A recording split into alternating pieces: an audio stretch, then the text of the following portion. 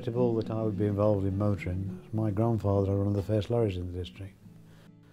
My father learnt to drive in a Model T Ford, and during the Second World War he delivered vehicles for the army, and in his lifetime drove everything from a moped to a 32-wheel tank carrier. My expression of motoring was to get involved with motorcycles.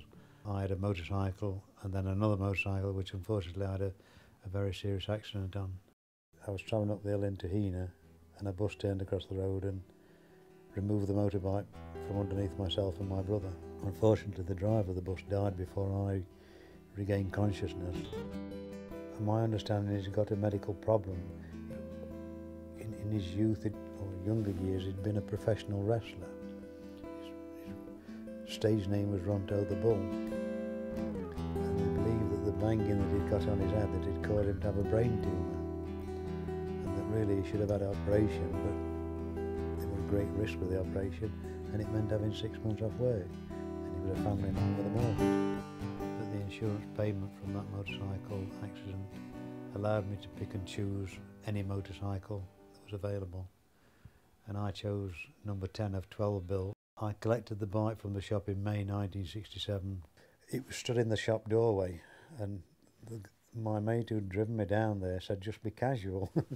And I walked into the shop, and the shop manager was a guy named Rex Butcher, who was one of the country's leading motorcycle racers. And as I walked in, he says, "Hello, Mr. Dring." And I said, "How do you know my name is Mr. Dring?" He says, "I saw you look at that bike." After owning the bike for 18 months, I collapsed at work, and the doctors suspected me of epilepsy and advised me not to ride. So unfortunately I had to sell the bike.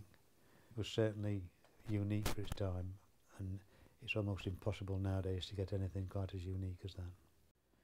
Fortunately I'd got friends who understood the problems, and I was introduced to a colleague at work who raced motorcycles. The guy's name was Lee Nottingham. He came from Stapleford. And I offered to mechanic for him. Initially he didn't need this service, but later on he asked me to join him, and we went from being successful club racers to getting an international licence and taking part in the Isle of Man TT races. Probably helped by the fact that the guy who bought my high performance bike off me, the nephew of the bus driver, went to live in the Isle of Man, and we were using his garage for the base for maintaining the racing bike. Spent time in the Isle of Man sitting up till 3 o'clock in the morning, rebuilding engines for them to be wrecked before 7 o'clock the same day. Certainly look back with pride, and I almost glow at the pleasure on the rider's face who I mechanic for after he finished 7th in a World Championship TT race.